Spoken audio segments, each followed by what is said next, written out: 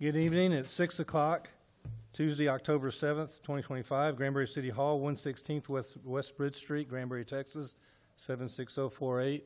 I'm going to call the City Council meeting to order. I'd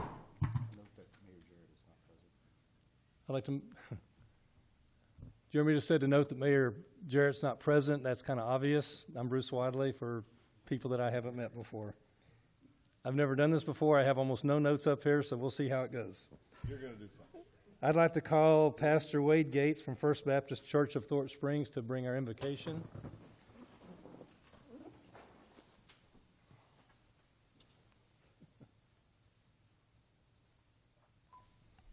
Thank you for this honor, gentlemen. Let's pray. Lord, we thank you for the ability to come and into a public place and do your work in this world. Lord, you're a God of order, and Lord, we have a world of chaos. Lord, just help us as we guide us to the unity of the community. And Lord, help us with discerning right and wrong, and give the council patience and long-suffering and a lot of wisdom. Lord, even when we disagree, help us to be unified on the cause that we're trying to accomplish here today. And we pray all this in your name, Jesus. Amen. Amen. Please join me in the pledge to the flag. I pledge allegiance to the flag of the United States of America and to the republic for which it stands, one nation under God, indivisible, with liberty and justice for all. And to the Texas flag. On the Texas flag, I pledge allegiance to thee, Texas, one state under God, one indivisible.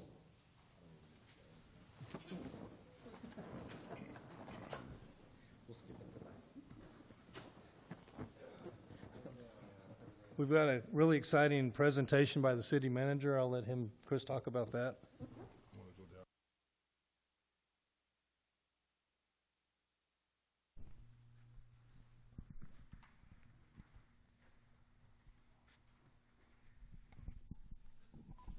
Thank you, Mayor, Council. I wanted to come down here because this is a very special occasion, and ultimately I'm going to invite you all to come down here so we can get a picture taken. But before we roll out the whole award of what I want to recognize, I want to give you a little history. About 2 years ago, you as the City Council adopted, if you remember, a capital improvement plan for water and sewer infrastructure that would meet our needs for the next 10 years.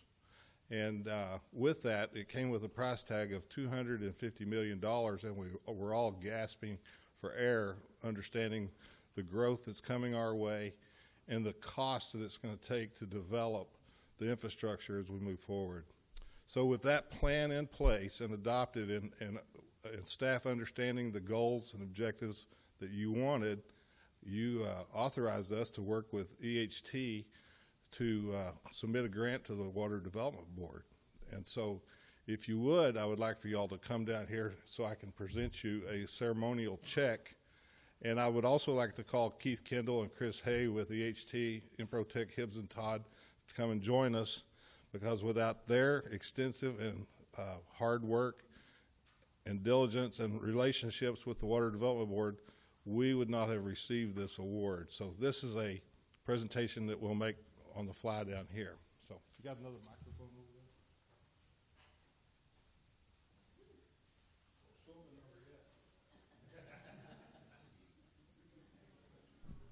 Thank you. So on behalf of the City of Granbury and EHT Engineering, we want to present this check for $57.8 million to the City of Granbury. So y'all can take that. I would just say that this is the largest grant receipt that I've ever received in my professional career. And I know that the City of Granbury has never experienced one like this either. This is truly a generational, once-in-a-lifetime grant opportunity. I would also like to brag that the EHT called and said, hey, there's this new grant coming out about emerging contaminants, and your water qualifies for it, and you need it on your capital improvement plan. So I think we should talk about applying for it. So thank you, Keith, for doing that. And we wouldn't have been nearly aware of this. If you hadn't done it, we would have received an email and we would have mulled through it. But with your leadership and your insight to what our needs are, we were able to put this together. And then whenever to apply for this, it's not just fill out a grant application. No, it's an in-depth pre-application application that had to be filled out. And Keith and his team and Chris and his team at EHT worked with our staff and worked with their staff and put together the pre-application and submitted it on our behalf after the council approved the resolution. We did all the stuff up here. You know, the partnership that we have, they submitted it through them to the Water Development Board. And then a little time went by and the Water Development Board said, hey, you've been selected from the group of applicants to actually apply for these funds. So we need to have a meeting. And so we get on the Zoom meeting, and we've got all of our financial people, we've got all of InProtect people, we got our staff on there, and they start telling us all the details of what we need to do next steps to develop this application. And so we were successful in doing that. And then he said, oh, by the way, you're the only government entity that applied for this grant this year, so you're going to get the whole amount. Is that incredible? So because of our willingness to go the extra mile and do the pre-application and go through the process that's established, it's federal funding that goes to the state that comes to us. So there's all kinds of, forgive me, but red tape that we have to endure to spend this money properly. And so we rely on EHT every step of the way to make sure we're in full compliance with the Water Development Board in everything we do with these funds. And we've got a great finance team that helps us with that. And so I just want to say congratulations, City Council.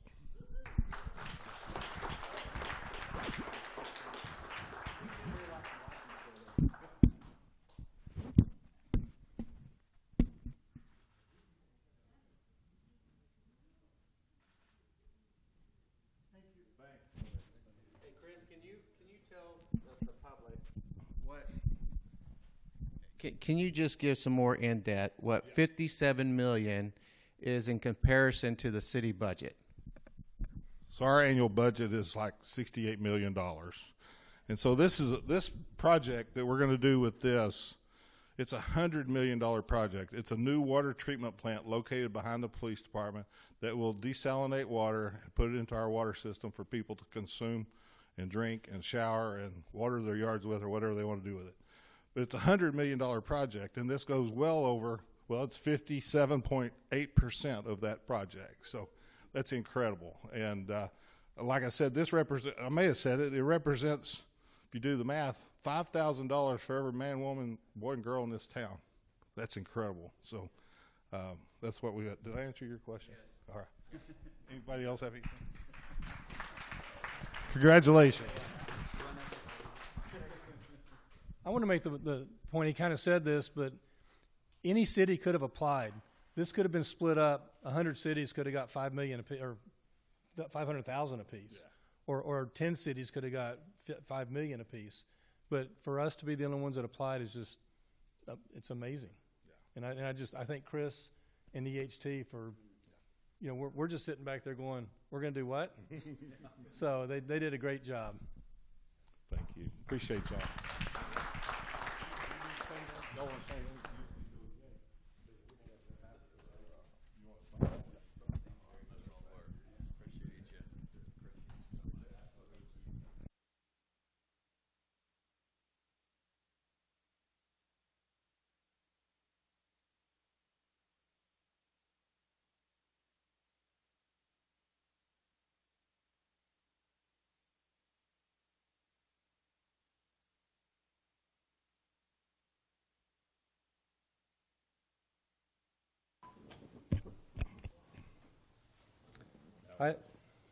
Got some encouraging statements. Okay, item 4.2, city manager's going to talk about the city. I do have a little short video. There was a bunch of volunteers that, we can talk about this. I wanted to recognize our utility crews that do things behind the scenes every day that, man, you just don't know what they go through till you go through it. Is that a video you can play? I think there's some water activity there.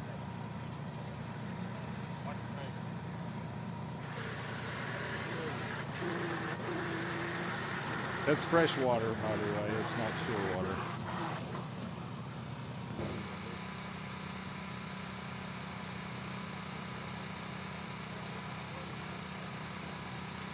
But he cooled off good.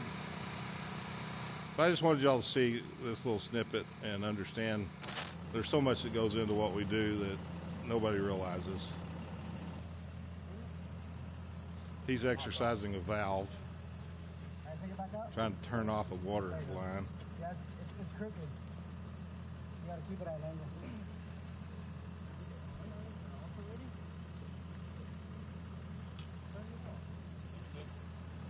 Keep it underneath it.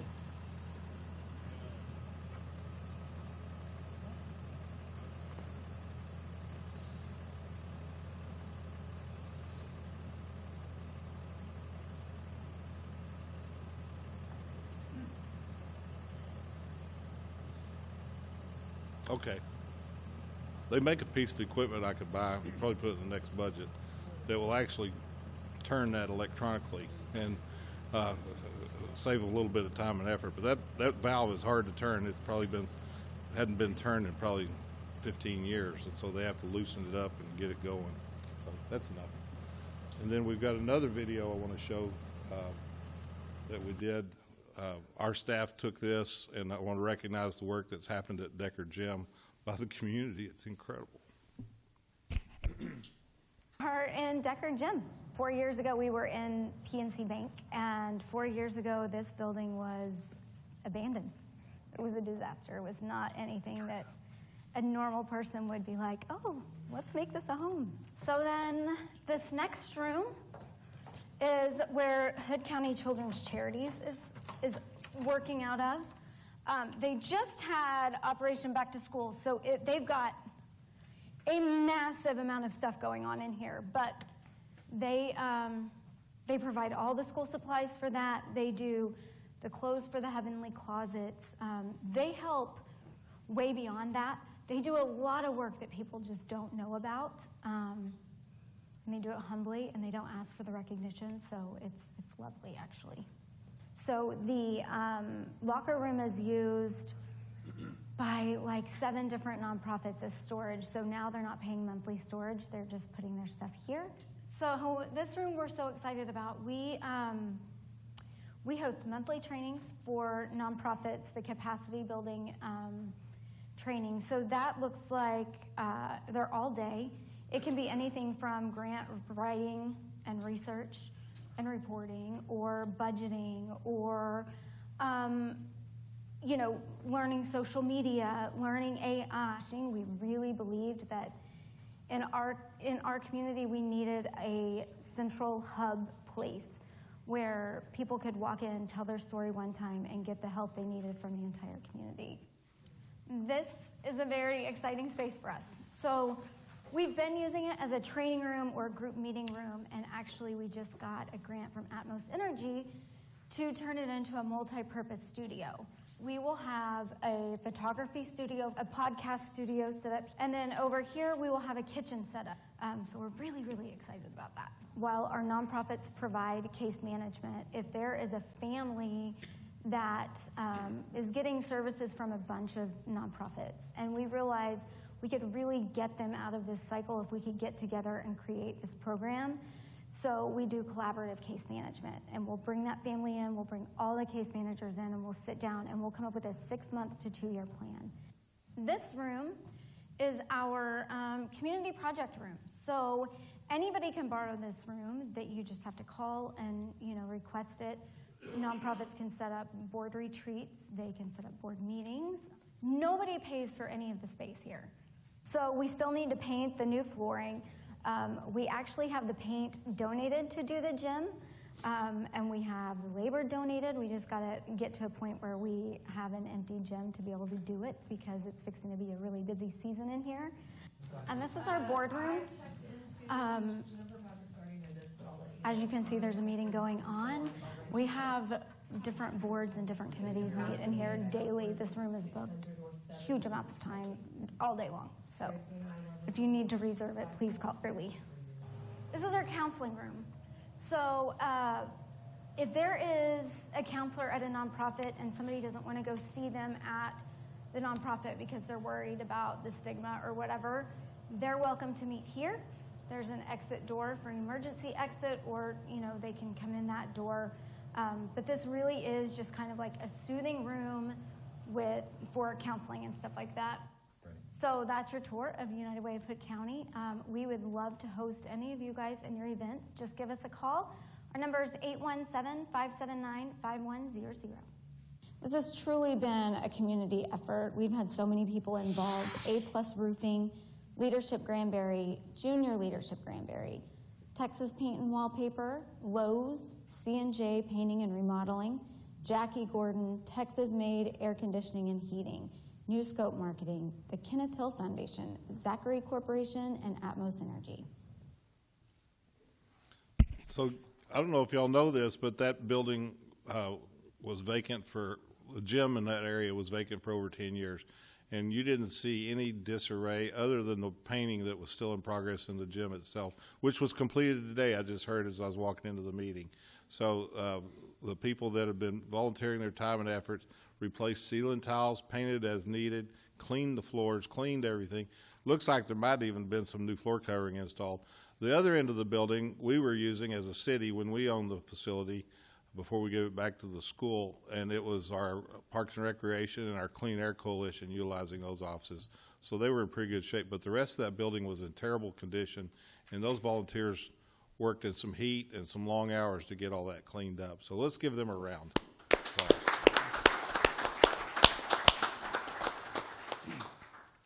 I've taken up enough time tonight, Mayor. It's all yours. Mayor Pro Tem then. Item 5, public comments on agenda items. For non-public hearing agenda items, we don't have any of those.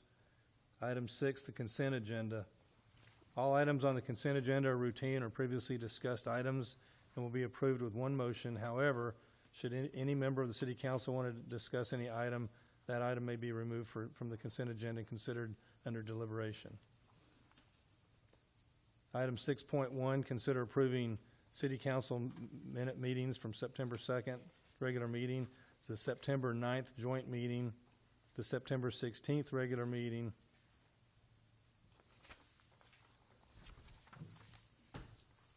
item 6.2. Bruce, can I just make a motion? The that mayor always reads them also. I'd rather not do that. So yeah. Can I just make a motion so we can proceed to the deliberation agenda? You may. All right. I have a motion. Do I hear a second? All right. I make a motion that we approve the consent agenda. Second. You have seconds? All in favor? Aye. All opposed? I didn't say aye, so aye. So it passes 5-0. The mayor's not present. Item 7, the deliberation agenda. Item 7.1 is a public hearing. Consider adopting ordinance 2566 approving the request of Christopher Blevins for a zoning change from residential interim holding to planned development, R7. This is located at 3306 Weatherford Highway. Chris? Thank you, Mayor Pro Tem Wadley. At this time, I will turn it over to Kara Wawi, our Director of Development Community Services, to go over the next 3 items in particular. So I'll just turn it over to you as you go through it. Yes, sir. Thank you. So as stated, this request is a zone change to an R7 PD plan development.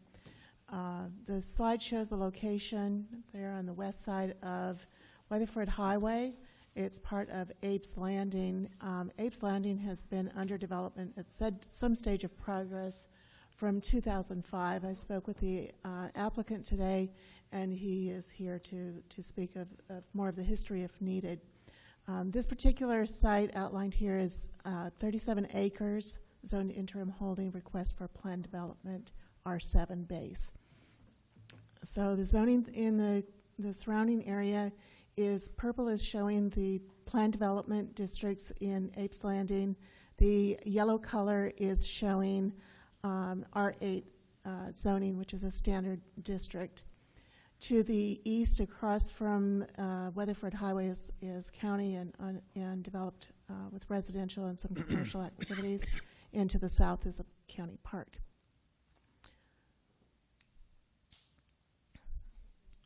So the proposed development would consist of residential subdivision with 105 lots and one HOA lot. The purpose is to change the zoning, and we have, with the PD comes variation of development standards. For this project, they're requesting 5-foot setbacks on each side of the lots with 10-foot combined, so 5 plus 5 is 10. And a building coverage of 50% lot area maximum, so that's the building. And impervious coverage, they're proposing 52% of the lot area maximum, so that's like paving and that kind of thing. At the Planning Commission, the proposal or the recommendation was for 60%, which is the current standard in the district. This is the site plan, and features of the PD include masonry wall along the entry road and Highway 51. That wall would match the existing wall that's been installed with the other phases there to the north. There's an open space lot and private streets. They also are proposing elevations. So these show masonry finished elevations that would be built in the subdivision. These would be attached to the ordinance. Here's another sample. You can see the J drives. Thinking of the J drives, the Apes Landing went through a study for lot fit analysis back in 2005 and proceeding forward. At some point, they found that this was the appropriate style of driveway, and that resulted in many of those sections in Apes Landing have modified standards to accommodate.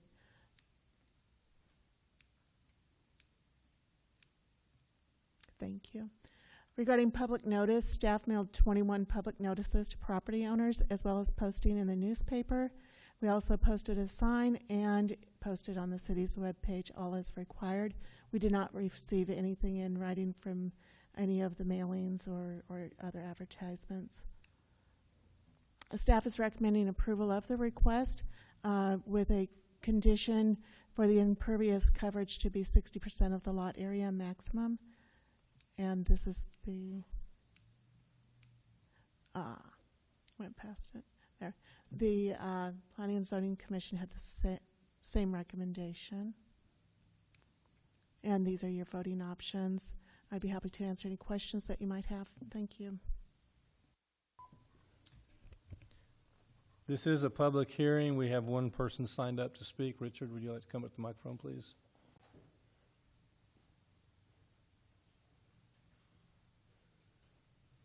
And if you'll state your name and address. Good evening, Mayor Pro Tem, City Manager, Council members. I'm Richard Hafes. I live at 428 Riverbank Lane here in the city of Granbury, which is in the Abe Landing subdivision. I am supportive of this change with keeping the impervious coverage at the zoning ordinance standard of 60%.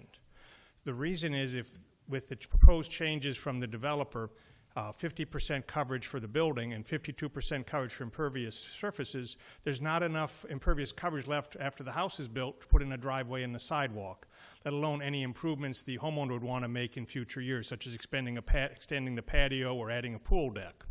Our zoning ordinance default is 60% impervious coverage, which is the recommendation from staff and the Planning and Zoning Commission. And I hope when you approve it, you will keep it at the 60% limit. Thank you very much. Thank you, Richard. Ask him a question. Oh, Hey, Richard, hang on. Richard, could I ask you a question, sir? Yes, sir. And maybe Kira, doesn't impervious cover include the driveway and the sidewalk Yes. and the house?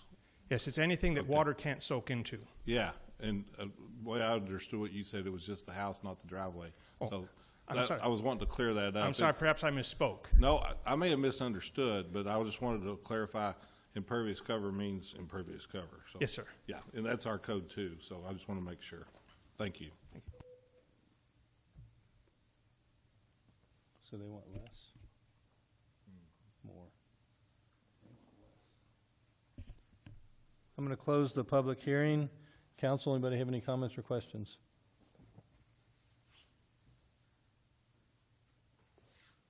If there are none, I'll entertain a motion to consider adopting ordinance 2566. So moved. Second. We have a first and a second. All in favor, say aye. Aye. Aye. All opposed? And it passes 5-0. Item 7.2, it's a public hearing. Consider adopting ordinance 2567, approving the request of Godwin Thomas for a zoning change from interim holding to R8 single-family residential located at 712 East Moore Street. Chris? I'll turn it over. Ms. Walwy, will you take this item as well? Yes, thank you. So this slide shows the site outlined in teal. It's located at 712 East Moore as stated. The proposal would be to rezone for residential development to make 3 single-family residential lots. There's a plat that accompanies this request, which is the next item on your agenda. The current zoning is interim holding. This drawing shows the existing zoning. The green shows interim holding, which is a zoning district which is, as it states, interim until development is proposed for the site. And as stated, this would be our 8.4, 8,400 square foot single-family purpose residential lots. This is aligned with the future land use map, which is for low-density residential, as shown on that light yellow color.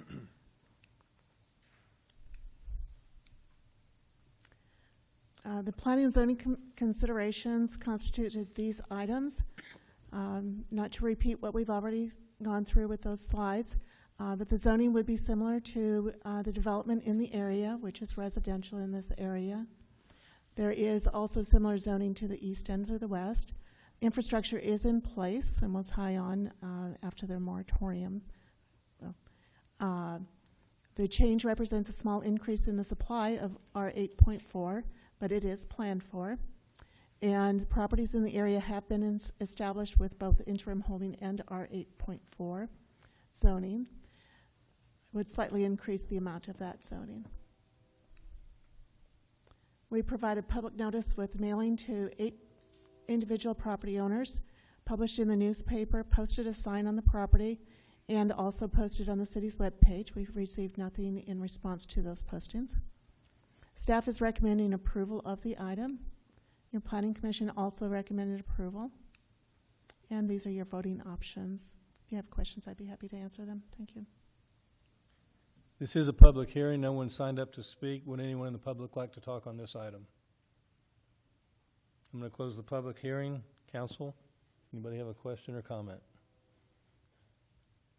So, Kira, you're saying that they're, in the next item, I understand that, but their plan is to make 3 different lots.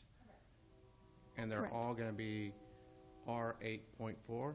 Correct. Okay.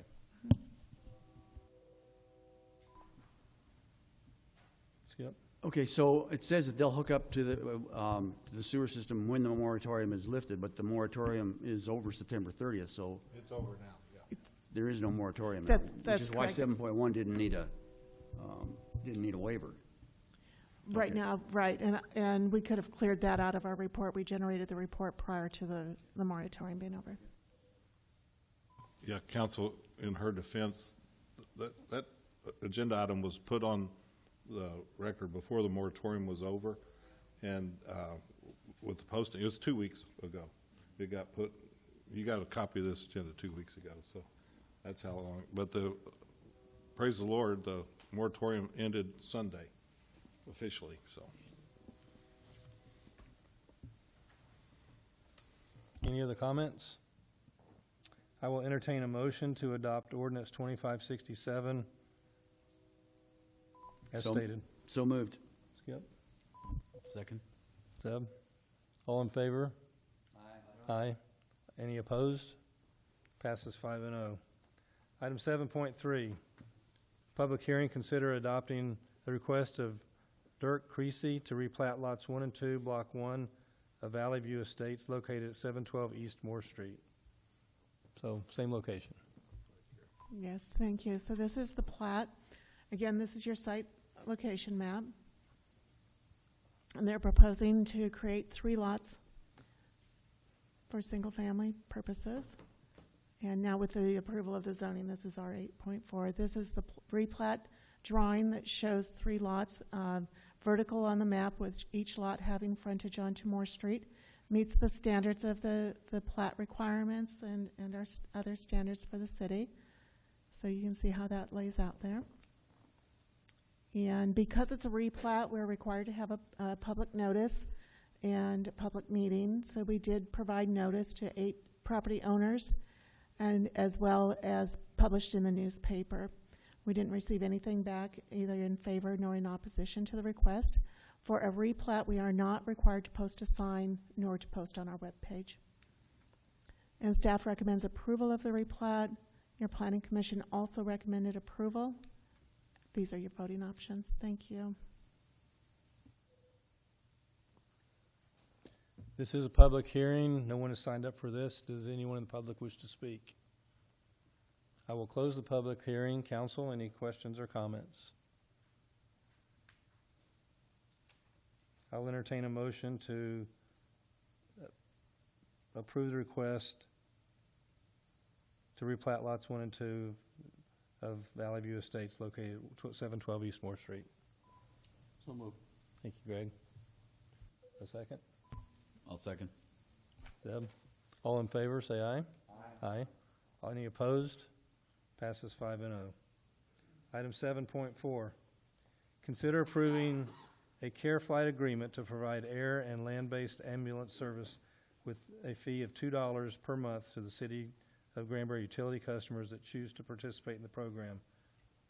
Chris? Thank you. We've been doing this for over 10 years, and CareFlat was collecting $1 a month from the customers that chose to receive this service. They contacted me, I guess, in August and wanted to increase this to $2 a month, and so we were finally able to work through the agreement and put it together. And Jennifer is here with CareFlat somewhere, I believe. If y'all have any questions on it, but it's basically what we've been doing in the past. They do provide air ambulance service, and the way I understand this arrangement works is they have $2 on their water bill, and based on that, if they need an ambulance, whatever Medicare or your insurance doesn't pay, they waive it because you're a member. Is the only thing you want to add to that? You also provide transportation, ground transportation, I guess as an ag call needed through nursing homes or whatever. I don't know. You want to expound on that a little bit? Yeah, essentially, we are just it's just a membership agreement that if anybody that has the membership utilizes it or utilizes our service, if they have insurance, you have no balance bill. If you don't have insurance, it's a 50% reduction in the bill immediately. We are not the EMS service for Hood County, but we do have a helicopter here in Granbury. We've done, just in 2024 alone, we did 114 air transports, out of the Granbury in this area. 80 of them actually out of Granbury proper. So a lot of the ground transports that we do would be not necessarily, for emergencies or anything, but we have a lot of citizens in Granbury that travel to Fort Worth, and we're in all the surrounding counties. If they utilize the service outside of the county, the membership still applies. So wherever CareFlat provides service, your membership would still be valid.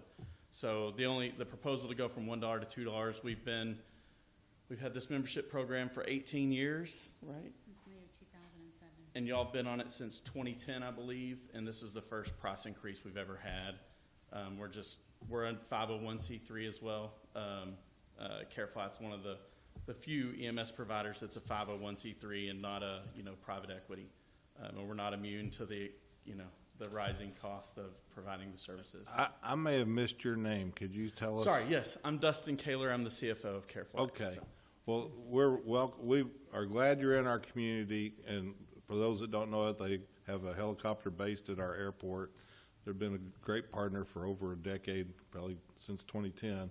And they do buy fuel from us at the airport, Cody, and we're glad to have them there. And they also have living quarters for their people located in the hangar that we actually installed a fire sprinkler system in a few years ago to be in compliance with the fire code. And we welcome y'all and look forward to your continued service to our community. Y'all have any questions for them? I just have a question. So you have helicopter at our airport, and are there other helicopters out at the airport? Not from us, and I'm not exactly sure. I can Does answer. AirVac have Let, one? let me answer that. The Air Evac is stationed at the hospital, but they lease a facility and they have a service facility for helicopters that they bring in from 5 states for their Air Evac service. So if they have a annual maintenance that needs to be done on a helicopter, they bring it to this facility at our airport, and they have employees out there that are certified and trained to take care of all of the service needs for those helicopters. So they do have a fleet maintenance for helicopters out there for Air Evac. So we have 2 services here in town. Very rare that you would have 2 air ambulance services in one community. And I attribute that to the economic development of the airport.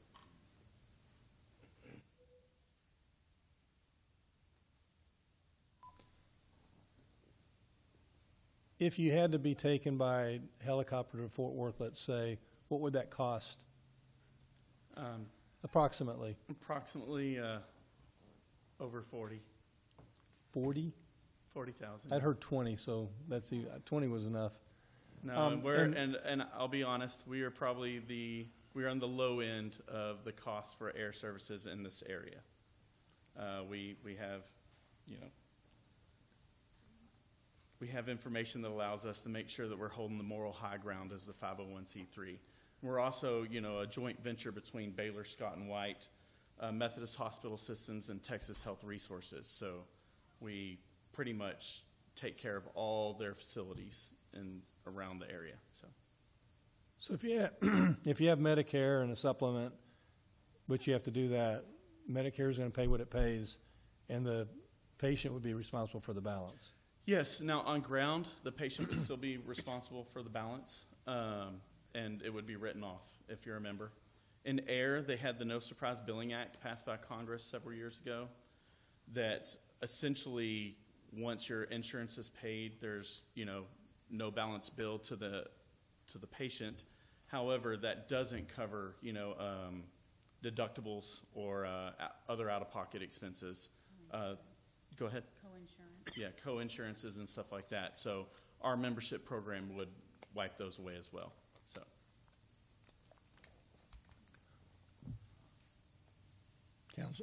Council, anybody ever have another comment? So this is a voluntary program. If somebody doesn't want to participate, they've provided an opt-out form that they would fill out downstairs in the utility billing. So we're doing a little administration on this. When somebody comes in to sign up for a new Connect, we give them the option to receive these services or reject them. And so people can still change, even though if it goes up to $2 on their bill and they see it and they don't want to pay it, they can come in and opt out, or we can email them the form or whatever. But that's the way the system's set up. And then every month, our staff goes through and sends the money to them that's due that we collected on their behalf. That sums it up, doesn't it? Yeah, I kind of want to make sure that people realize that CareFlight does have air and ground ambulances, and a lot of the citizens of Granbury utilize the ground service more than the air. They do a lot of air, but they do a lot more ground, and it's not necessarily from Granbury. It'll be in different cities around wherever they're traveling to if they have a transport. So I just want to make sure everybody knows that it's air and ground, not just an air service, and the citizens do use a lot of the ground. And that would be for inner facilities, that would be 911 in certain areas. Most of the stuff is transfers from one hospital to another hospital. And of the flights you mentioned earlier, how many were members of this program? Or do you have that information? I think all of these that or do we not know that exactly? I don't have those numbers because we can't see. We have almost 3,000 members on the water bills as of the last one. I'm not sure how many were members that actually. We just switched to a new system, and so everything's manual. So there's not a space yet where it merged in to tell us who's part of what. But we had about 20 of them. So y'all had 20 air and 131 transports in 2024. And of those people, 20 of them were members of CareFlight. Thank you.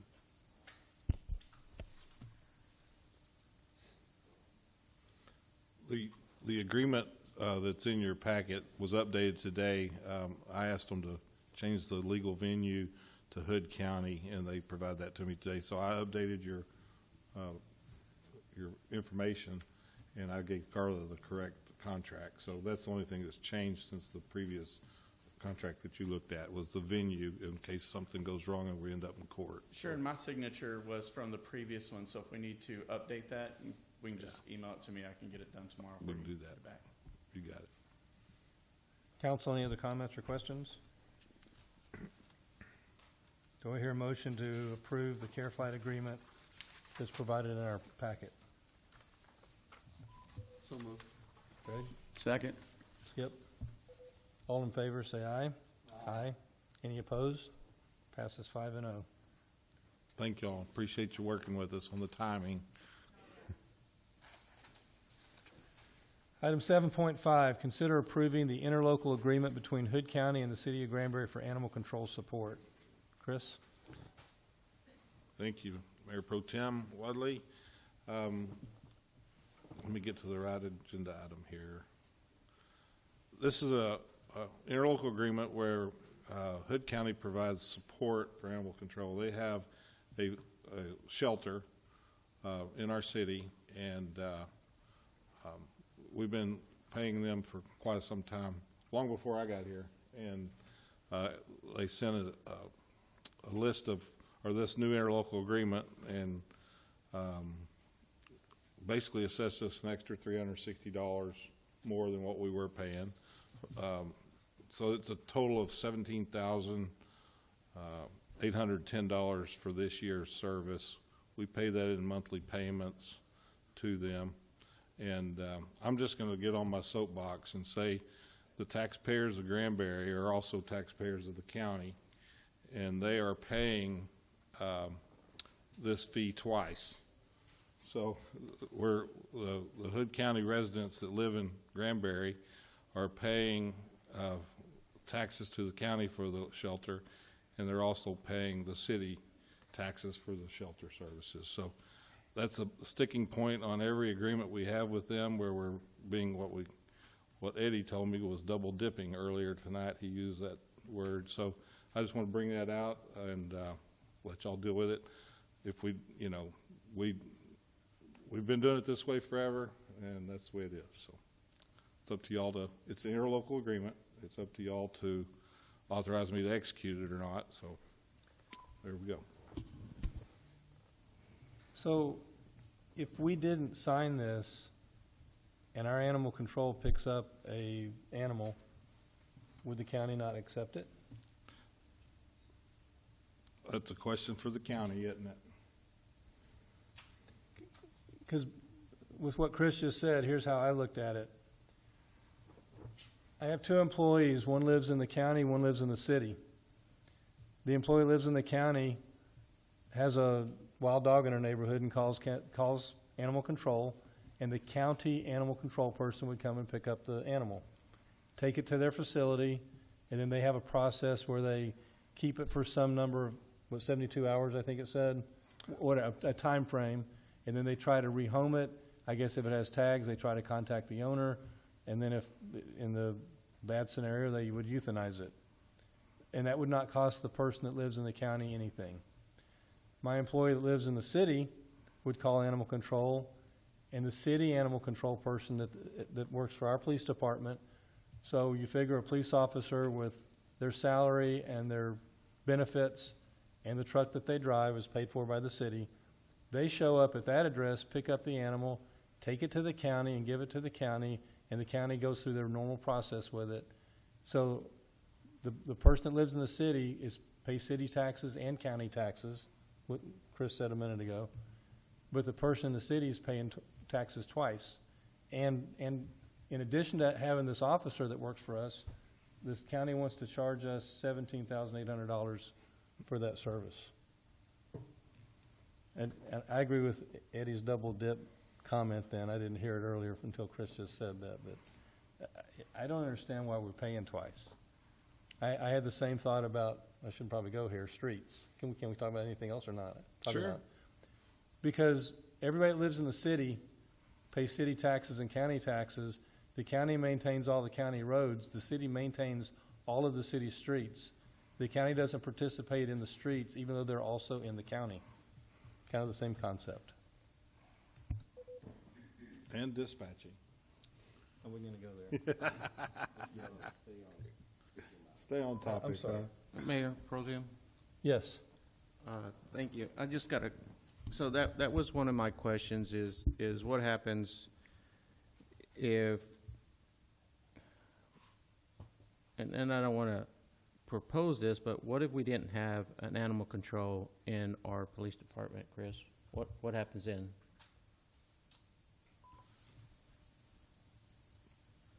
Or is that, I Well, a mean, police officer would probably try to take care of that need, a patrolman, you know, and they would put the dog in the cage that they would normally put a person in, and then try to figure out what to do with it. And if it was a rabid dog, they would probably shoot it on the spot. okay. And how many animal control officers do we have? We have one, and I will say that when he's out, the county will respond to those calls while he's on vacation or sick leave. They have historically done that for us. That's really not spelled out in the agreement. It just says animal control support. So Okay. And what are we actually sending that money? Do you have any idea what that money is being used for? food and euthanizing the chemicals used to euthanize, and also the food. And we provide water for that facility as well, no charge. And so we provide an officer as a service for the city citizens that our city taxes are paying. City taxes are paying for that officer. Right. To provide that service for city personnel. I just don't understand why we have to pay the county if they're not providing that type of assistance or sending anybody to come pick up the when we call animal control, they don't come pick it up and deal with that. And we already paying Hood County taxes for that service anyway. So I don't agree. I mean, we're already paying Hood County taxes. We're paying city taxes if we're in the city, and Hood County taxes. So you're paying for that service, Hood County Animal Control Service, already. And then they want to charge you under the city taxes, or we're allowing as a council to pay them on top of that. So this is a decision that we can make here to stop that if we choose.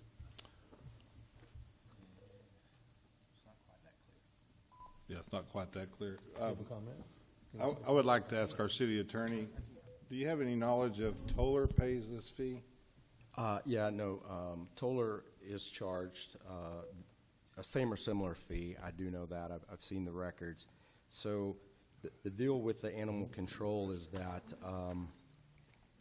if we don't have a contract, because we have an animal control office, if we don't have a contract for them, there may be a lapse in service, and then it'll be left to our animal control folks to do whatever that is.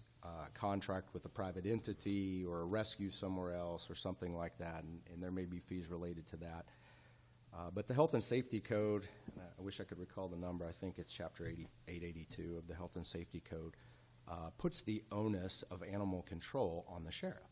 The sheriff is ultimately responsible. So you can choose to enter into this agreement to pay for the services, or on a future agenda, you can abolish the City of Granbury's Animal Control Office, and then it will be on the county to deal with it. But because we currently have an animal control office, we have to have somewhere to put these animals we pick up, and if they charge us to put them there, then we're stuck with this contract. So your choices are enter into the contract or abolish the animal control office and let the county deal with it. And I'll just tell you, maybe you can tell us about the level of service they're receiving in Toller from the county related to this activity. Well, it's very limited. They actually, some of the elected officials over there voiced to me that, and their administration and their police chief have voiced to me that they really receive no assistance. In fact, just recently there was a call that was put in regarding an animal, and the city staff called into the county to get some assistance with the animal and couldn't get any. They received no assistance with the dog until the Toller superintendent called in and said, this is a dangerous dog on school property and we have kids out here. Then someone finally showed up, but that's the level that it rose to. And so ultimately, for those that don't know this, I'm also the Toller city attorney. That's why I have the sentiment knowledge of their contracts as well, is that they actually receive nothing for what they pay the county. So I would just say that in view of the health and safety of our community, this might be worth renewing one more time, and during the period of the next few months, work with the county to try to eliminate this moving forward. This is an important service that's being provided by our staff to make sure that if we have a dangerous dog or a rabid skunk. I've heard of rabid raccoons being at people's houses that we've captured and had to euthanize. Those are the kind of things that we run into. Feral cats. I just don't see the county stepping up to the plate to meet this need, and so maybe that's the justification to approve this for now and move forward. It's a 12-month contract. If they're going to go up on it, I wish they'd let me know in June when they determine how much it's going to go up instead of wait till after the budget's adopted. I think I can absorb the $360 increase they've put in there in our $68 million budget, but still, pennies add up, and we need to get it right. Mayor Pro Tem. Yes, Greg. So,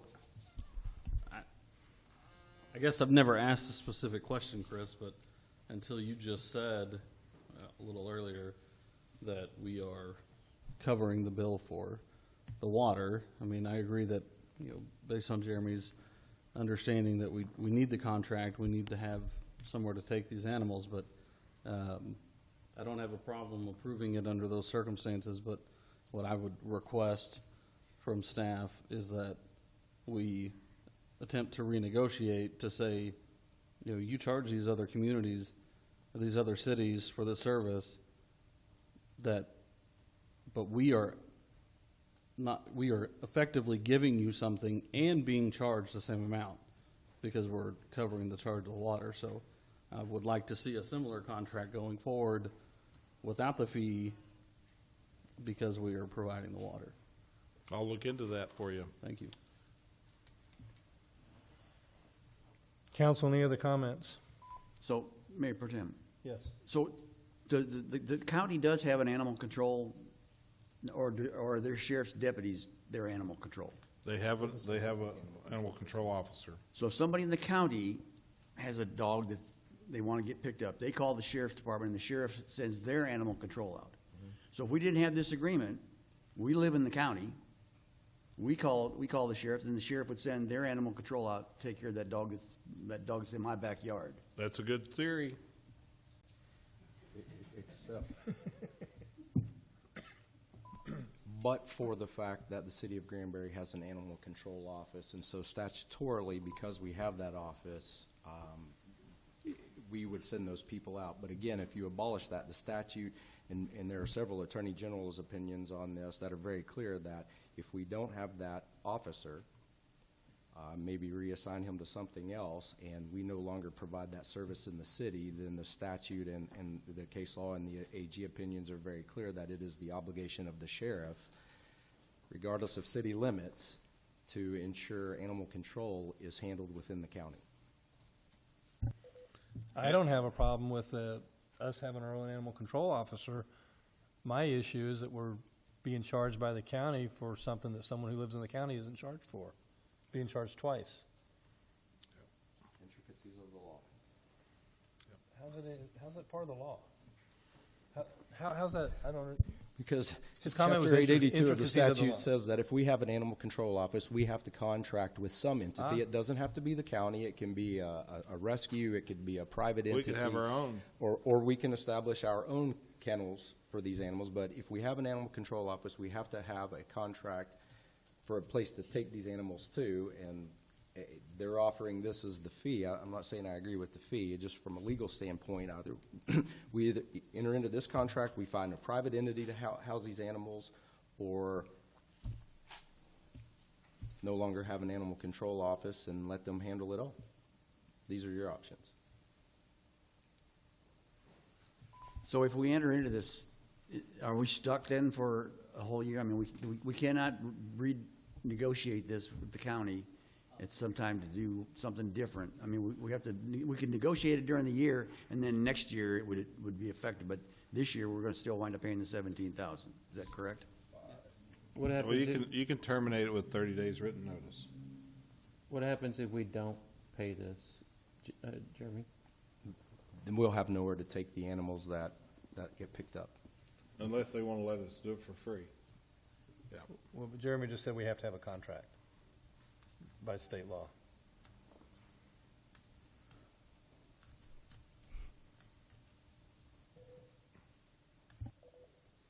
So technically, we don't have an agreement right now because this is effective October 1st, 2025. I didn't get it till after the deadline. I could put it on this agenda. I couldn't put it on the September agenda. And just to point out, to maybe try to answer Skip's question a little bit, yes, this would be binding for 12 months. However, you could give 30 days notice if an alternative was found in the interim of that you as a council like better. The other thing is you could attempt to renegotiate the contract with the county, and it could always be amended at some point during the year as well. I'm just saying, we're already late. We're in October. I don't know what we're doing since September to now, but I'm just wondering if we can just, wait another month, I mean, this is the first time we're talking about this right now. And I like Greg's idea of, let's see how much it costs for them, how much water they're using at that facility, and renegotiate the contract. Let our lawyer deal with that and come up with renegotiations of that contract. I don't see us, I mean, we are where we are, and this is the first time we're seeing this. So I don't know if another 2 weeks or a month would change what we have here now. We're already late. So what are they going to do? Or is there a late fee? I don't know. I mean, I don't know. You tell me, Jeremy, are we in breach of contract? If so, I don't know. I'm just trying to understand, wrap my head around this and see what our options are. We don't actually have a contract. That's why they've sent this over with the judge's signature on it. They want us to get into a contract. So Okay. we're not in breach. They're seeking out a contract. And yeah, well, I mean, what all they can do is tomorrow say we're not taking any more of your animals because you don't have a contract. Okay. This contract is signed. That was the 2024 That's the contract. old one. Oh. It's just the new ones in the packet as well.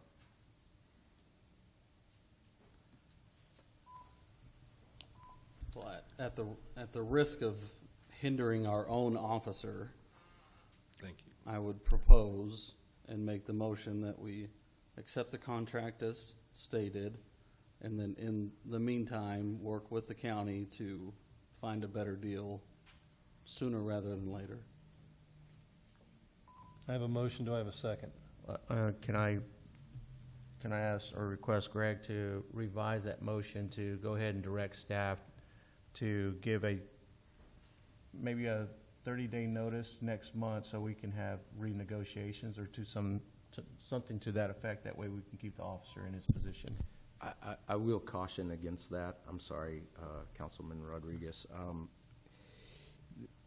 The use of threat of termination during a renegotiation actually is not considered a renegotiation. We're dealing with that exact issue with the county right now on a similar issue that they agendized a renegotiation that ended up being a termination illegally. So my suggestion would be to, you can always direct staff to get an itemization of all of the costs and all of that stuff that's involved with the animal control so that it could be brought back to you guys to consider. I think the singular motion for today would either be to accept or reject the contract because that's what we have on the agenda. And I'm just saying that to protect you guys. And we don't pay the whole contract. It's only, we pay it quarterly, right? Pay it monthly. Monthly? Okay, so we can approve it. We can approve Greg's motion and still, we're only gonna pay it monthly and then separately direct staff to try to negotiate with the county. I think we understand that. Yeah, motion stands. Okay, second. I have a motion and a second. All in favor, say aye. Aye. Any opposed? Motion passes 5-0.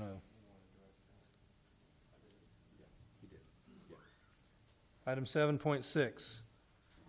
Consider a request for utilities partnership by the United Way of Hood County for the Decker Gym Community Hub. Chris? Thank you. We've got a short video that the United Way has provided that we would like to show at this time. Granbury, Texas, a place where history lives, the home of purple and gold, the proud legacy of pirate pride. Decker Gym, built in the 1950s, it was once the beating heart of that legacy. Now, after more than a decade vacant, it waits for a new purpose.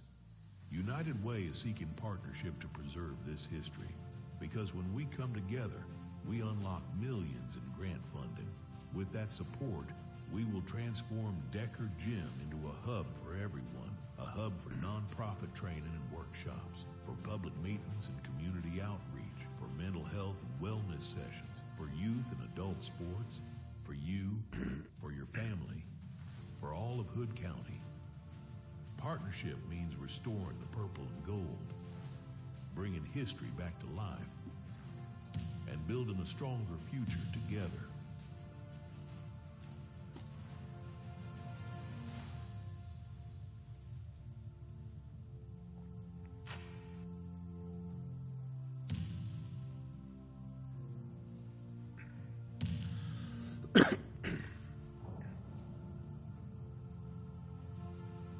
With your support, the historic Decker Gym will thrive again.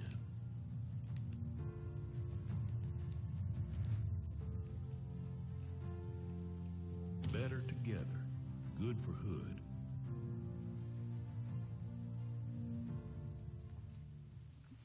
So in your packet, there's an updated request that asks for $30,000 of utility assistance.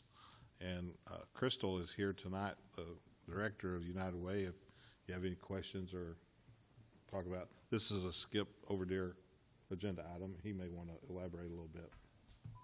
So in the interest of full disclosure, I will tell you that I'm on the board for United Way, but I'm not going to receive any money no matter which way this goes tonight, so I will not recuse myself. But I would ask Crystal to come up. She has a little talk that she'd like to give us, and then we'll see if anybody wants to make a motion or make a second. You're not working it right if you're not getting paid.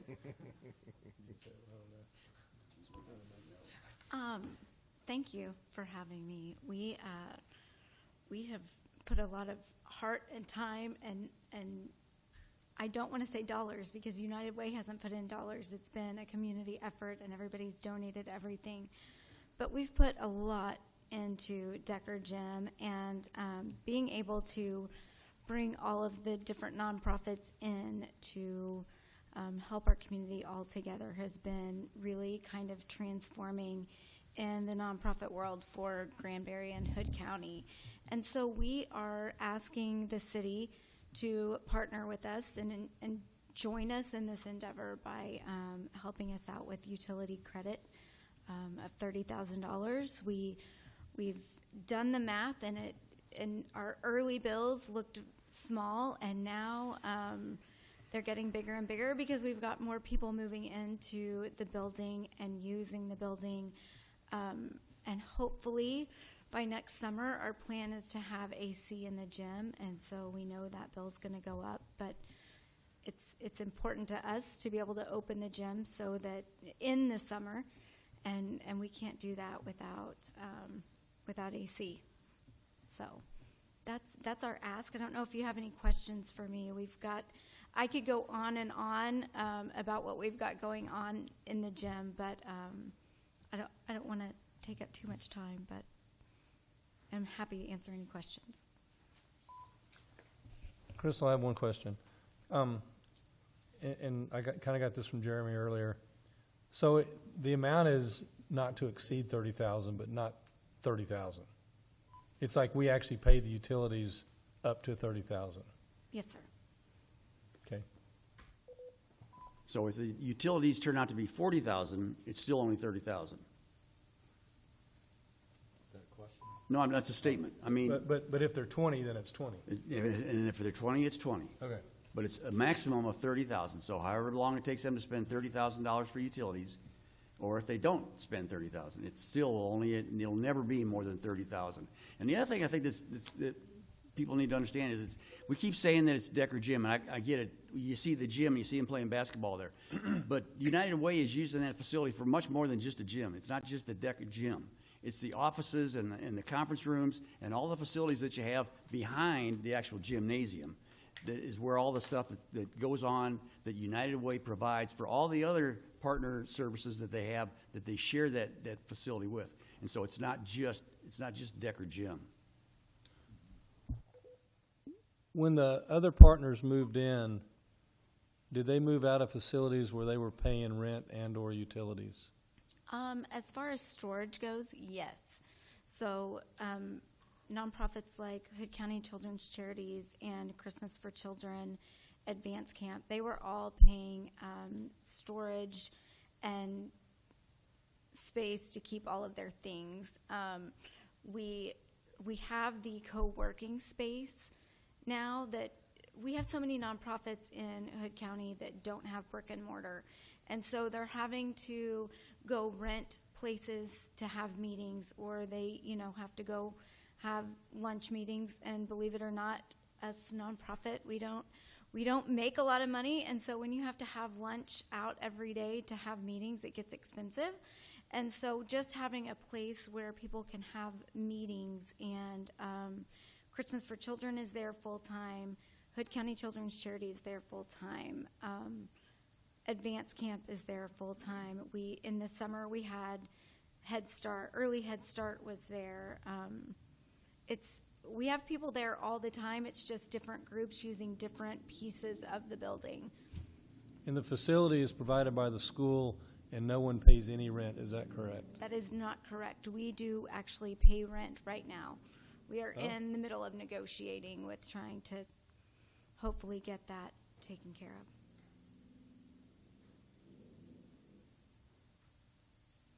Wow.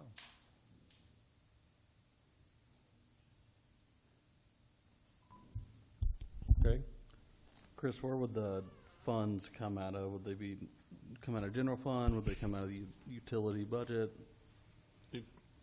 If you vote to do this, then I need to do a budget amendment on your next meeting, and it would come out of the general fund. That's where it come from. The mayor had a couple of questions that he's not here, would like for me to ask. How do you qualify who occupies the space in your facility? How do you quantify which nonprofit is benefiting from the facilities or not? Really, we don't have major qualifications. If you're a nonprofit and or even just an organization that is for the betterment of the community, you're welcome to use the space. We do background checks. We make sure, that everybody is safe to be in the building. But like we have Cub Scouts that meet there, 4-H. They have several clubs that meet there. It's a building for all. We're not going to discriminate against one or the other. In particular, he was concerned about the Toys for Tots program. Used to be in there, and they got kicked out, and so I don't know the story. I don't need to divulge that, but just so you have a bearing of what he was concerned about. Okay, just so you know, it was a lot having two Christmas organizations in the building at one time.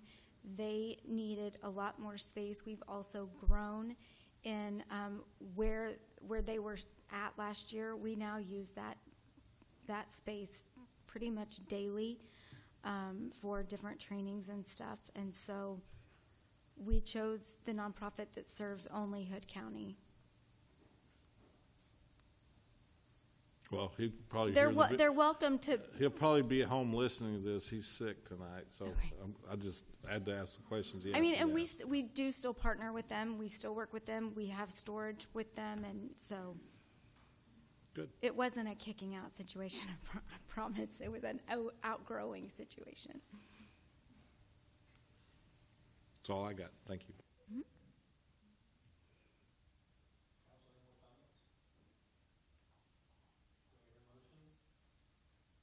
So I would make a motion that we enter into a partnership with United Way to cover their utility costs up to $30,000 for this year, for the year October 25 to September 2026.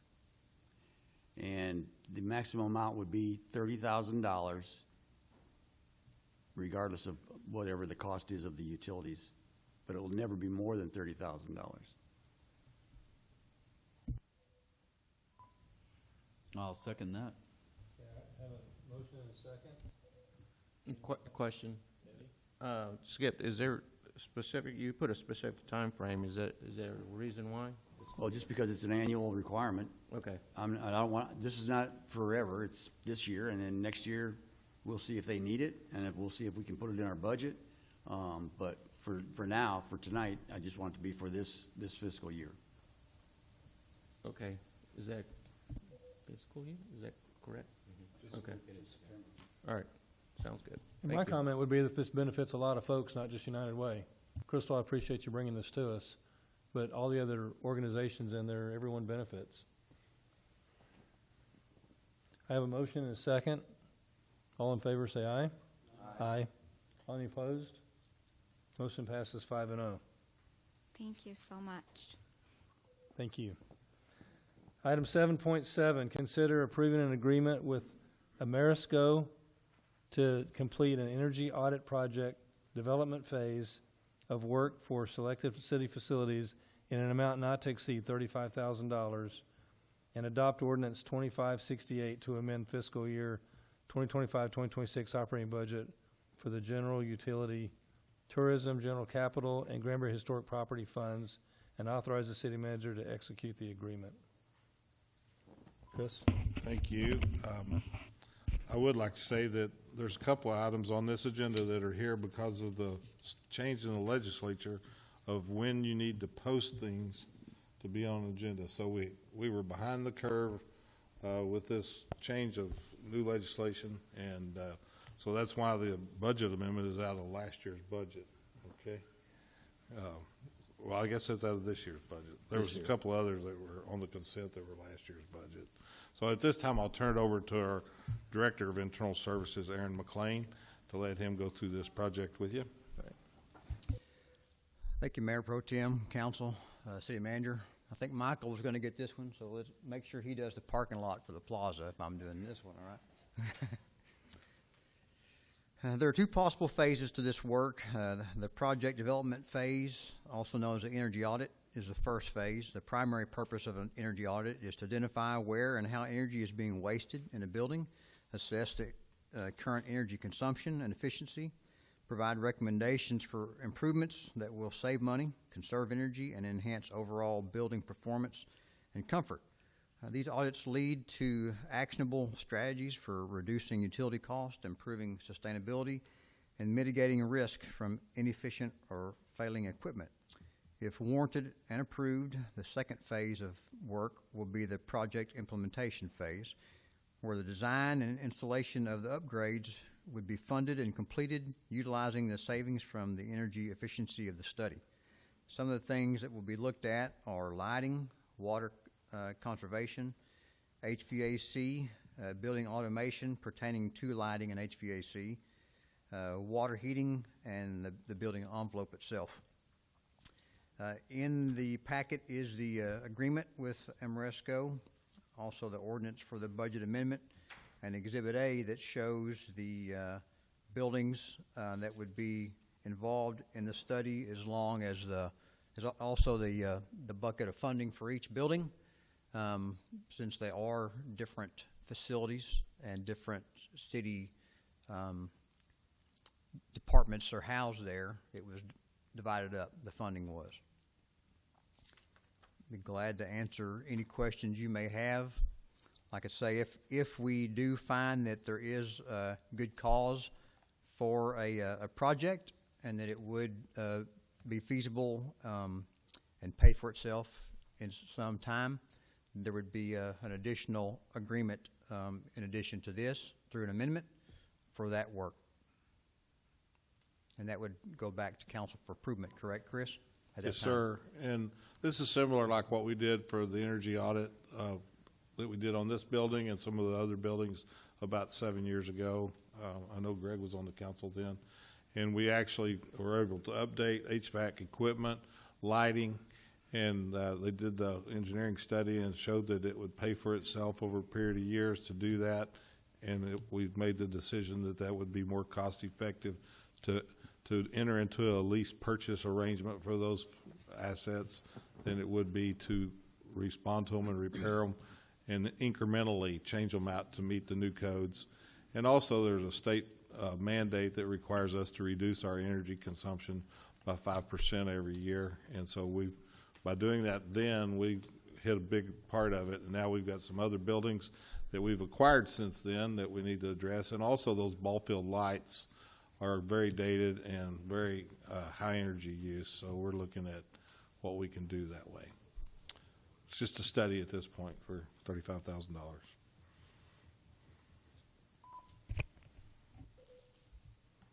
Council? Any comments, questions? Thank you, Aaron. Thank you all. So we have two items here. First is consider approving an agreement with Ameresco to complete the energy audit for an amount not to exceed $35,000. Do I hear a motion? So moved. Second? Second. Greg? All in favor, say aye. Aye. Aye. Any opposed? Passes 5-0. Next is to adopt ordinance. I'll entertain a motion to adopt ordinance number 25-68 to amend fiscal year 2025-2026 operating budget for the utility, general, tourism, general capital, and Granbury Historic Properties funds, and authorize the city manager to execute the agreement. So moved. Greg? Second? Anybody? Second. Zeb? All in favor, say aye. Aye. Any opposed? Motion passes 5-0. Item 7.8, consider adopting Resolution 2516, authorizing the submission of a grant application to the North Central Texas Council of Governments for funding under the Call for Projects program to support the installation of public electric vehicle charging stations, Resolution 2516. Chris?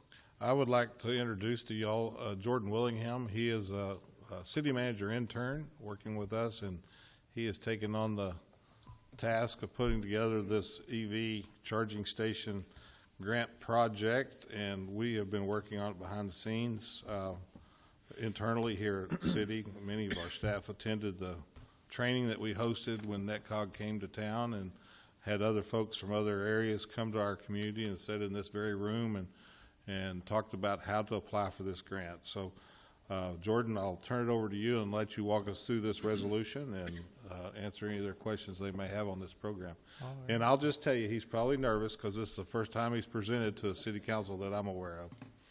I can only imagine. That is true. That is true, Chris. Thank you, council, and thank you, everyone.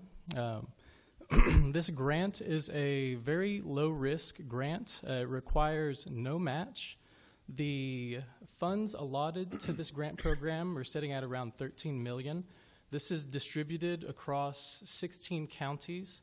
I just got done talking with our consultant, Kimley Horn, yesterday.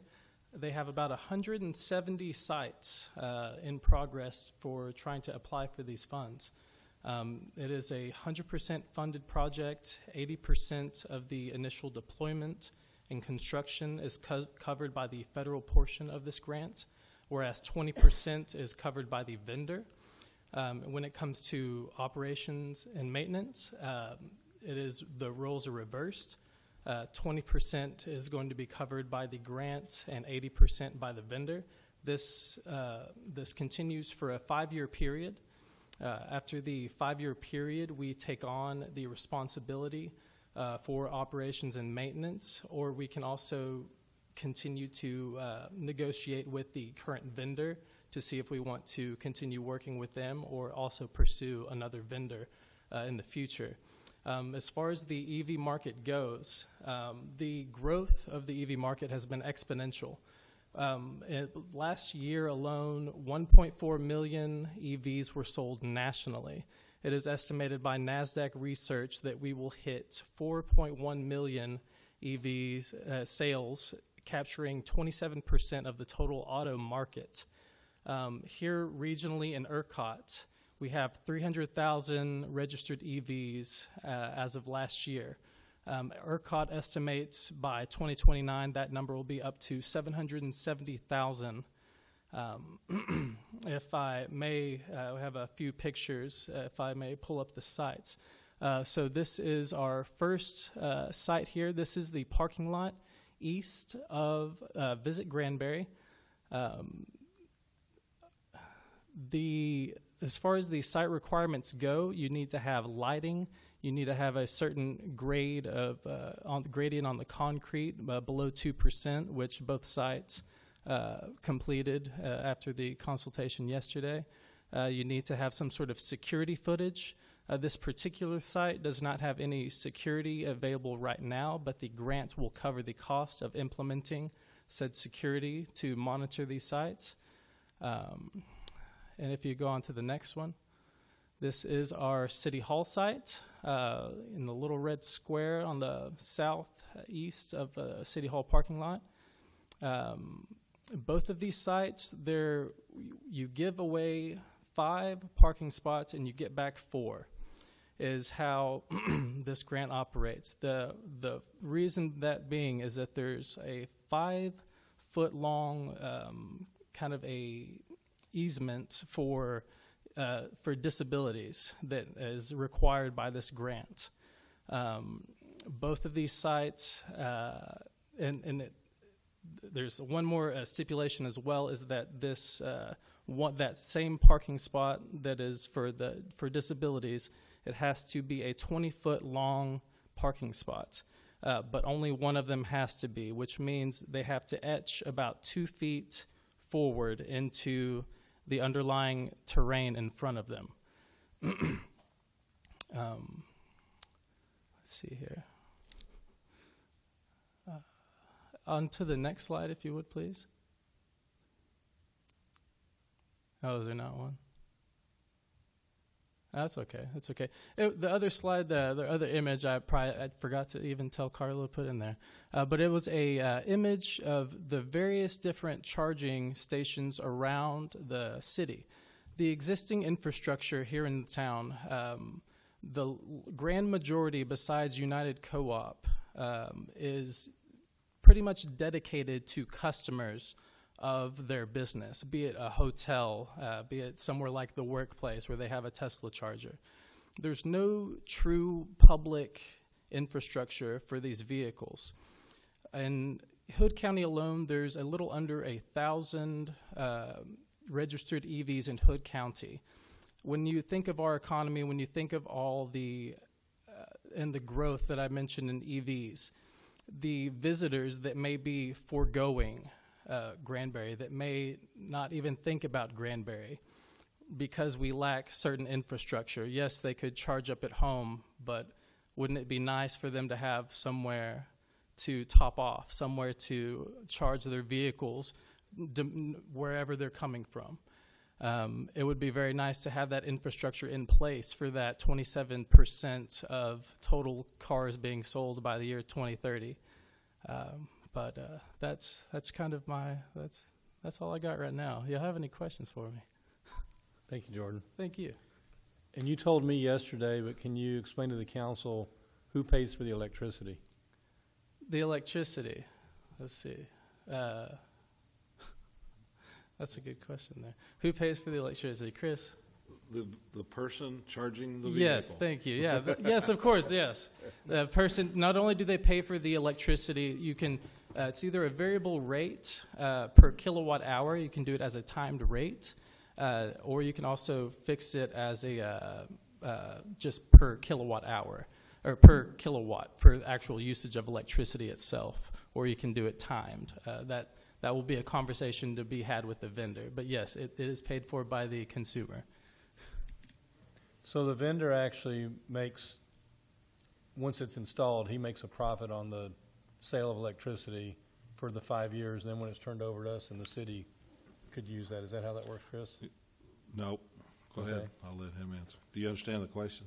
I believe so. So the after the 5 years expire, the revenue share allows the vendor to recoup on some of their investment. And after those 5 years, the infrastructure itself is turned over to the city. But and that also will be wanting to know: do we want to continue working with the vendor as far as operations and maintenance and things like that as well? But so, in other words, there's a shared profit sharing going on for the first 5 years on the sale of the electricity for the company that did the install and the maintenance for the 5 years. And they get 20%, correct? Yes, sir. Of the sale. And so we would obviously would have our rates adopted by the council at some point in time with a fee, a transaction fee associated with it. And all that is yet to be determined. I think with $13 million and how many applications? 170? 170 sites across 16 counties in the North Texas very region. Competitive. We'll see where we end up if y'all authorize us to submit. And are the spaces designated EV only? Mm-hmm. So you can't park there? Correct. Are these sites that have been submitted, or can we change these sites? These are the best sites that work with our infrastructure, and we've done a lot of research to determine where these are. And they also score better because they're close to the square. Yes, and if I could touch on that. So part of the scoring for these, one of the largest portions is the kind of lack of charging infrastructure. But the alternative fuel corridor is a term that's used by NITCOG, and it's proximity to things that people driving these EVs may want to go to, may want to see: the entertainment from Visit Granbury, the Opera House, local restaurants right there on the square, the various bars, etc., all the different shops. And this is another point in itself, is that this is not only going to drive revenues for a utility fund, but it will also bring in outside tax dollars that may not have been there in the first place to come and visit Granbury, to come and see what our square has to offer. Not for the infrastructure. The 480 power. Why don't you tell them one final statement? Tell them about the type of charger we're proposing. Of course. So these are the state-of-the-art direct current fast chargers. These are level 3 chargers. These things will charge an EV much, much more quickly than a level 2 charger. It takes anywhere between 30 to 40 some odd minutes to fully charge a car. This is an extreme convenience, especially for those visiting, and even those that are local Hood County users that may need to take off on a moment's notice. Their vehicles are low on a charge. They need to top off real quick to get going somewhere that they need to be. But these level 3 infrastructure is the state of the art charging infrastructure. And total grant amount? Total grant amount not to exceed $1.5 million. But each one of these sites, approximately $600,000 to $800,000. And just learned today also that if it is over by $100,000 or $200,000, that there's a 30C tax credit that we may be able to apply to this before the grant proceeds. And so that's something to look into that I have to learn more about.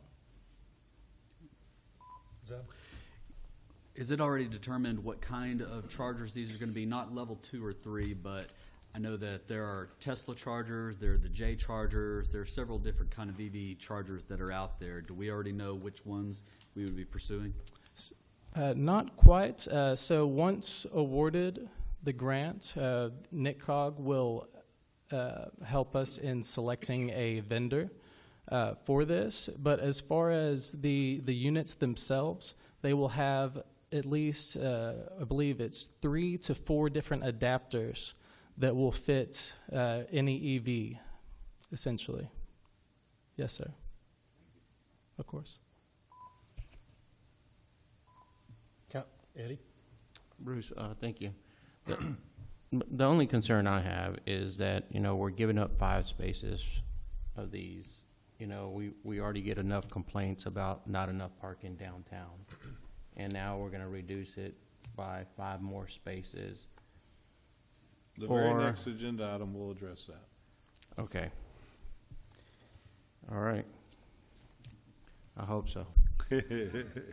I'm just saying, I don't know if these are locked in as far as parking lot sites, but I don't know about infrastructure could move towards Hewlett Park. We could build spaces out there if we needed to for these type of vehicles, and they're still close to downtown. It's a small brisk walk, but we also have the Granbury shuttle that goes down there, and maybe it would, I don't know. That's one of my concerns, is always parking. I think that's everybody's concern when they come downtown, is not enough parking, and I can't wait for the next agenda item. Greg? And I'm sure it may be slightly different depending on the vendor that's chosen, but was there any estimation from NICCOG on how long these individual units last, knowing that they're primarily going to be the responsibility of the vendor for the first 5 years, but then if they kick the bucket in year 6, are we left holding the bag? Right. And I have not, as far as their longevity, learned anything to that effect, but I can easily get that information from you. I'll be more than glad to research that and get that answer to you, sir. Okay, thank you. Yes, sir. I will just say that these locations are where we can get 3-phase 480 power. Worked with Mr. Causey to establish the locations. They're different than what we put on previous maps because of that very thing. We had our own ideas where they needed to be, and then when we got to looking at the power needs for this charging system, it's substantially higher than what somebody would have at their house. So it's top shelf. And I figure if we're going to apply for something, let's get the best. So. And then, real quick, just to address Eddie's concern, we're not making any changes. We're not appropriating spots or doing anything until the grant is actually in place. Absolutely. Okay. Council, any other questions? Okay, does anyone want to make a motion to adopt Resolution 2516 to authorize the submission of the grant for this fund? Charging stations. So moved. Skip. Second. Zeb? All in favor, say aye. Aye. Any opposed? Passes 5-0. See, Thank you, they don't Council. bite. It's not bad, is it? Not too bad.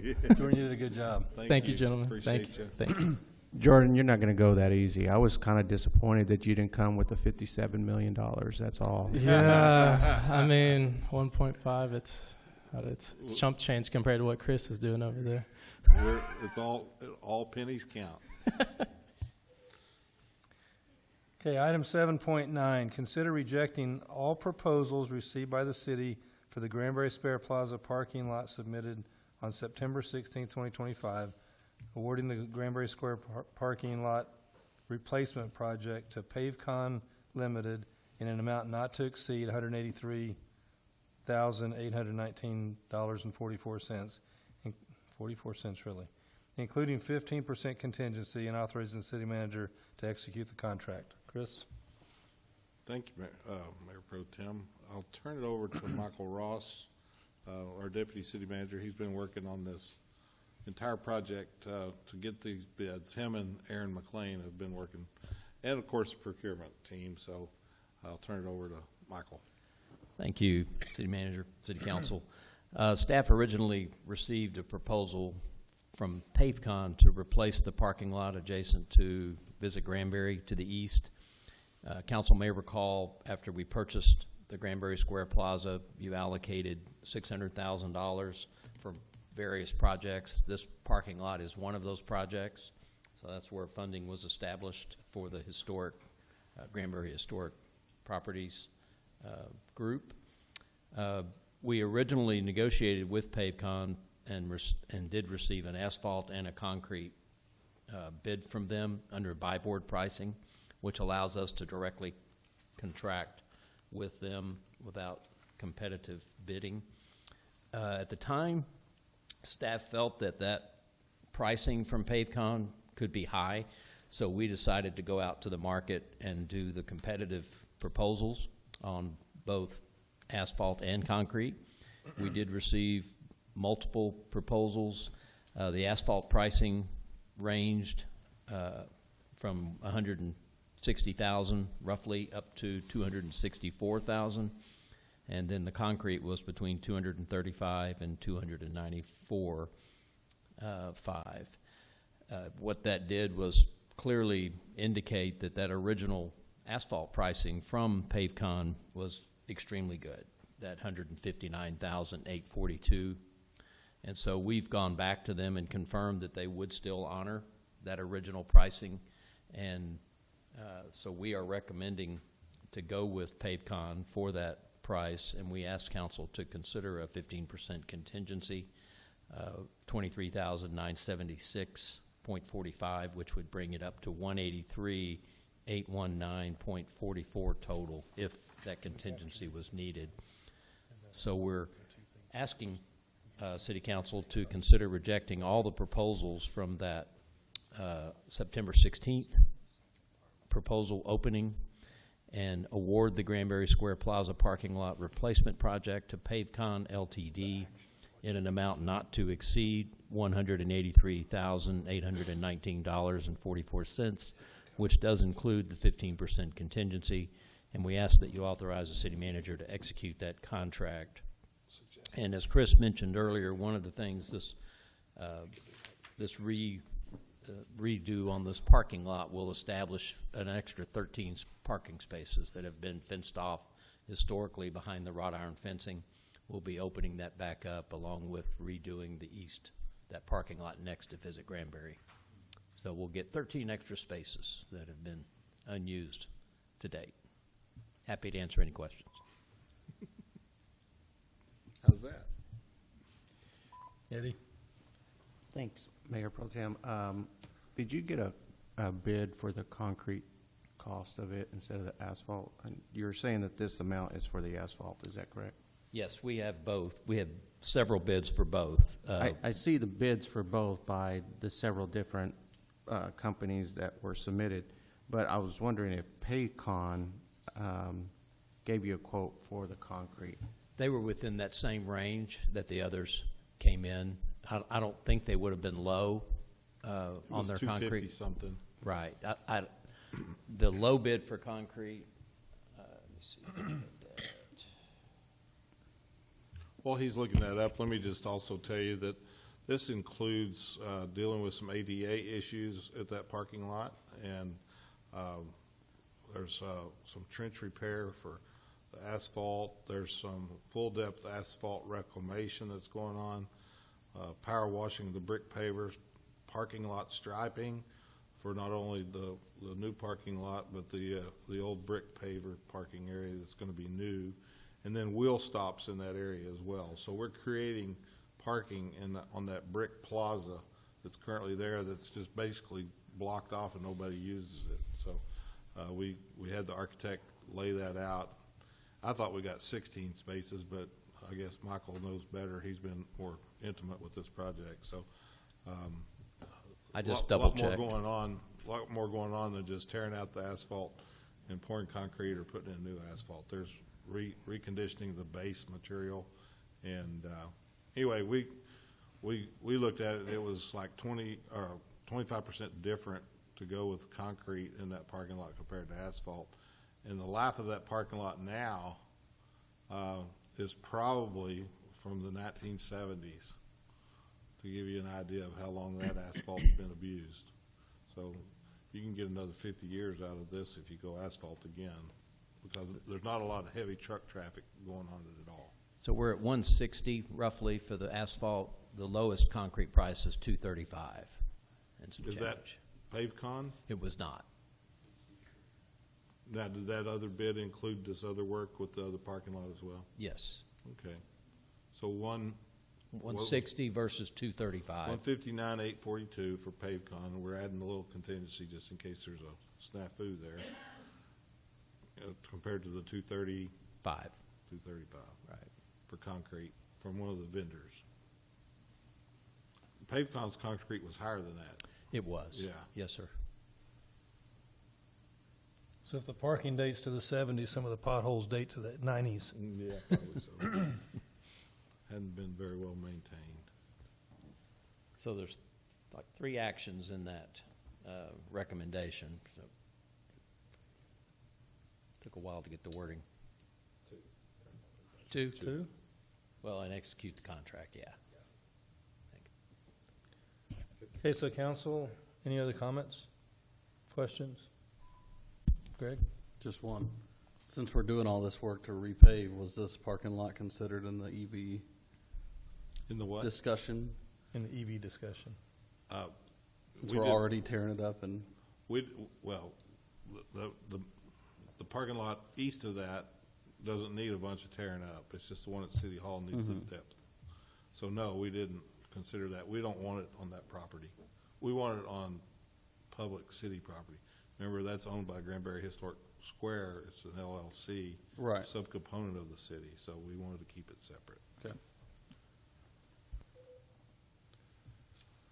So council, I'll entertain a motion to reject all proposals received by the city for the Granbury Square parking lot plaza submitted on September 16, 2025. And the rest of it, I'm sorry. There's. That's the first motion. Oh, you're going to do it? Okay. So moved. Thank you, Eddie. Second? Second. Skip? All in favor, say aye. Aye. Aye. Any opposed? Motion passes 5-0. Okay, the second part is awarding Granbury Square parking lot replacement project to PaveCon Limited in an amount not to exceed $183,819.44, which includes a 15% contingency, and authorize the city manager to execute the contract. So moved. Thank you, Eddie. Second? Second. Skip? All in favor, say aye. Any opposed? Aye. Any opposed? Motion passes 5-0. Mayor Pro Tem, before we move on, after we made the vote on 7.1, I apologize, but I don't know, my brain just wasn't working, but I believe, and I would like some clarification, so I don't know if I need to make a motion to reconsider 7.1 before I ask my question, or, okay, so I'd like to make a motion to reconsider 7.1. So is that because you didn't have, put the 60% in there? Yes. Okay. It requires a second. Do we have a second? Second. Yep. All in favor, say aye. Aye. Aye. Okay. Okay, so when we voted on that, just based on the action notes, I guess I had just assumed that we were voting for the 60% coverage, and then going back in and reading the actual, I've just lost my train of thought, and I apologize. Hang on. Ordinance, which I had looked at when I originally went over it, and I guess it slipped my mind. So we didn't. We approved the lower coverage. So I wanted to clarify that that's what we voted on, was a lower coverage. And if so, I would like to reconsider a motion to vote on the higher coverage, the 60%, as requested by city staff and P&E. Can I ask a question? Sure. Chris? Kara, what did the applicant request, the 60 or the 52? The applicant requested the 52. So they want less impervious cover? That's what the application requested, was the Yeah. 60, the 52. That's what's And our standard So is our 60? standard is 60, Not to exceed 60? right. So, I mean, if you do it the way he's wanting to change it, does that negatively impact the development? The developer. That's the way y'all recommend it too, right? And the developer was made aware of this, so what it does, it reflects what the code allows. And they did not voice any opposition to that. So did y'all vote, let's ask the question, did y'all vote to approve it as recommended by staff? I don't think those words were used. I think They were not. Can Carla clarify what she interpreted as the approved vote? I can't speak, so. I would say what we approved is what was presented. She'd have to play the video back in Okay. order to see what was actually. As presented?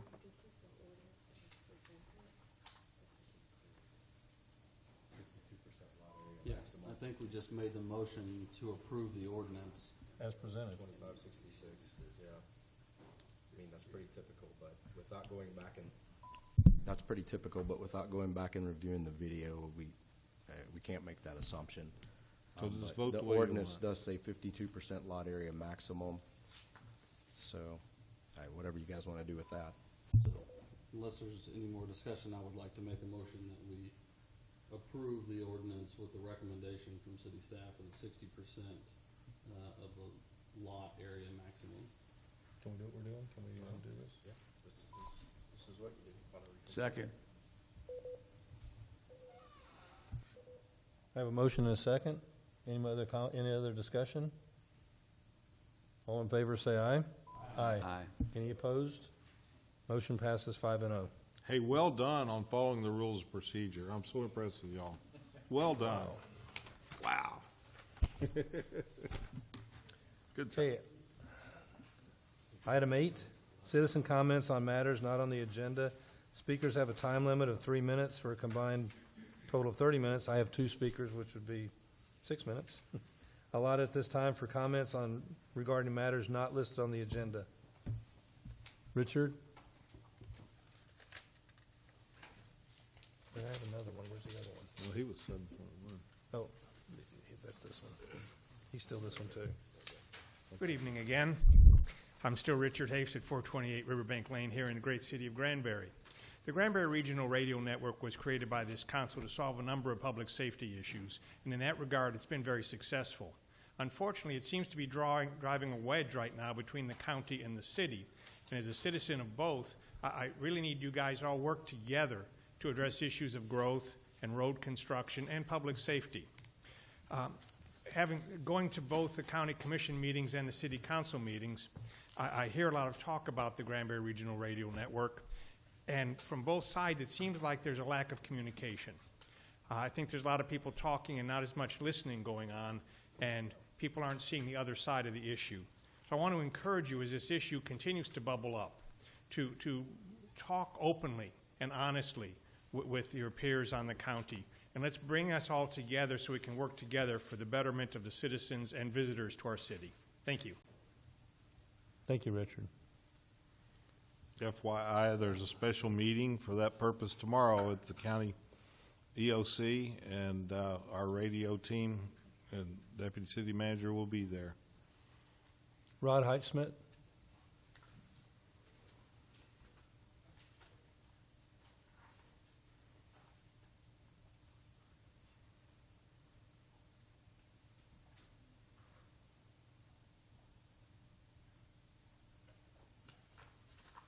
I have a rather special.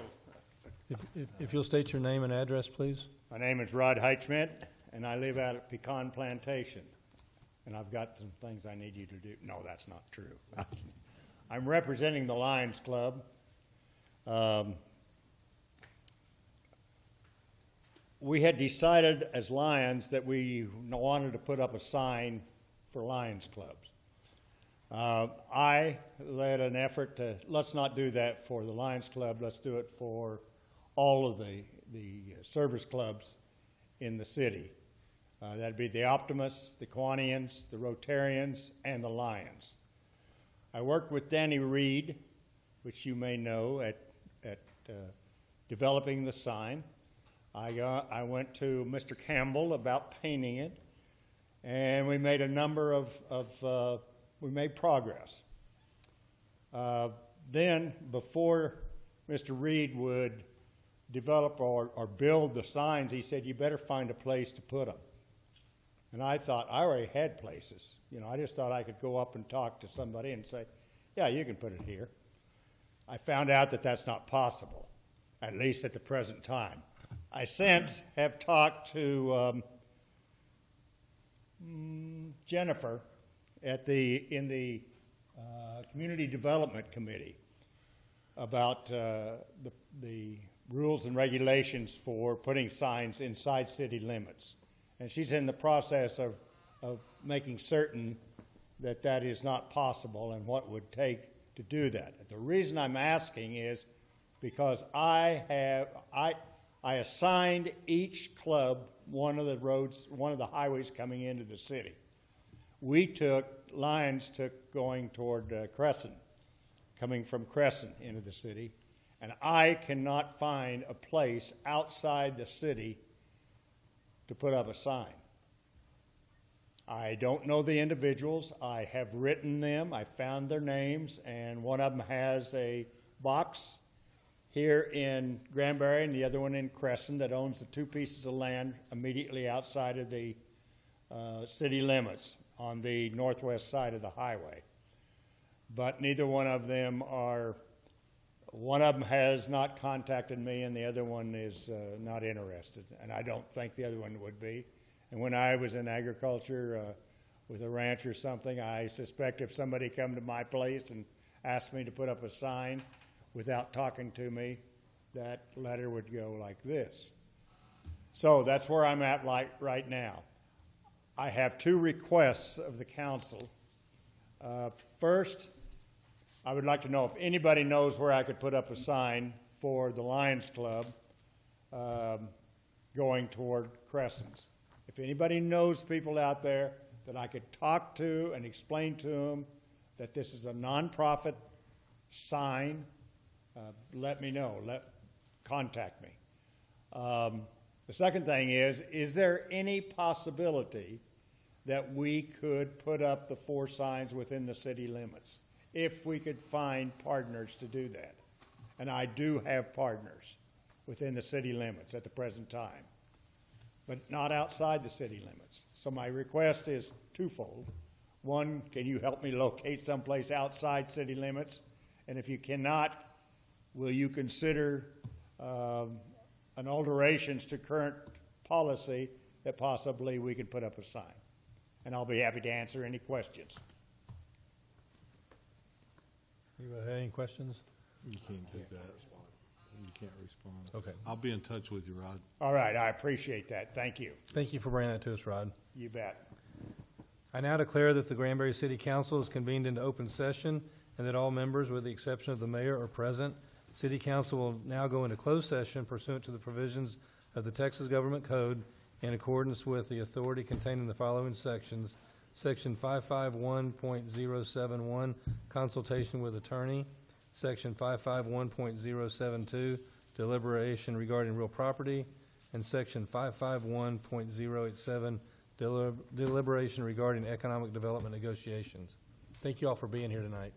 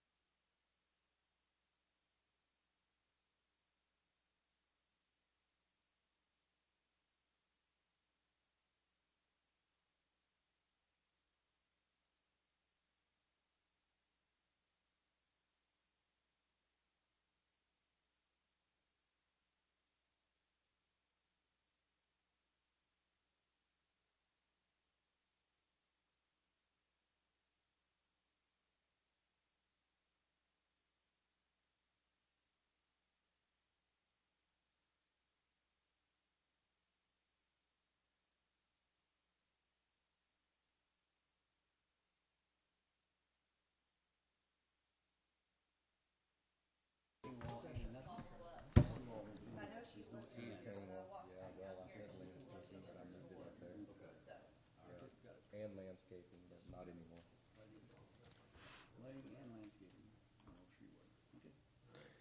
I now declare that the Granbury City Council reconvenes into open session.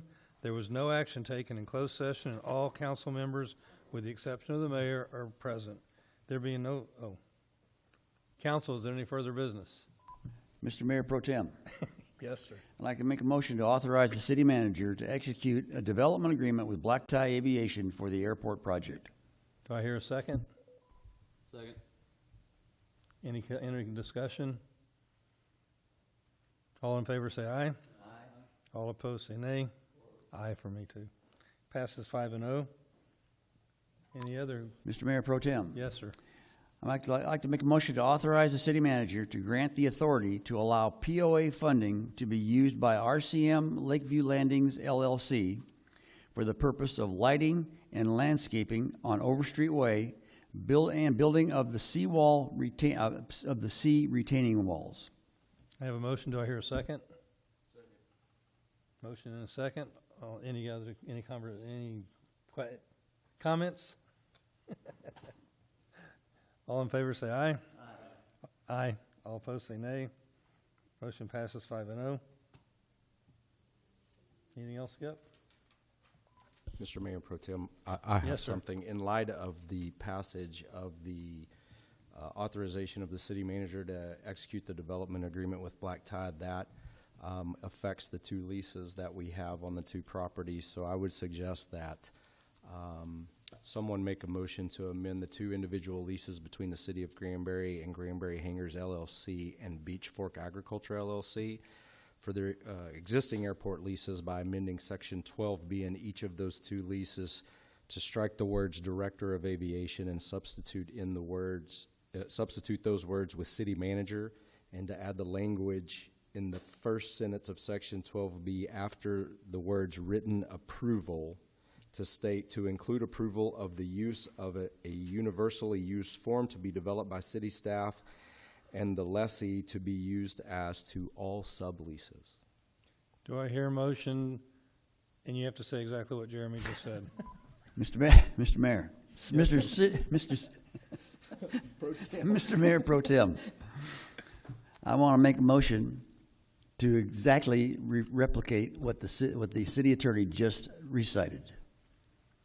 I have a motion. Do I have a second? Second. Any discussion? All in favor say aye. Aye. Aye. Any opposed? Motion passes 5-0.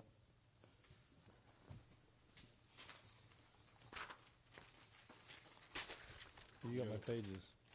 Oh, there being no further business, I announce this meeting adjourned.